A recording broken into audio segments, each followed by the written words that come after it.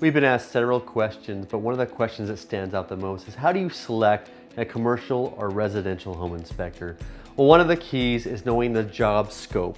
What do you want the end goal? What do you want the inspectors to inspect, whether on a commercial or residential property?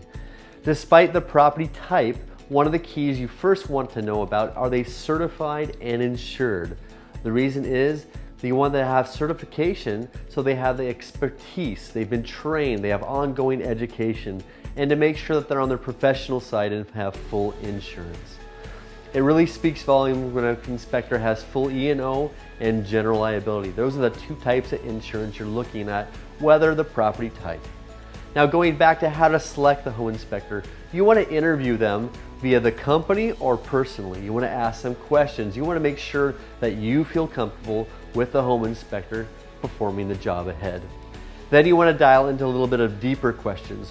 What are they going to inspect on the property and to what detail? And what will the report look like? So on the inspection note, what will they inspect? Will they be on the roofs, the crawl spaces, the attics? Will they be in wall? Do they have snakes? Can they examine equipment? You want to go through that checklist prior.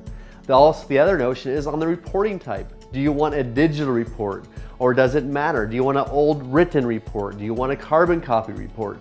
Those are the questions you have to interview and ask the inspector himself.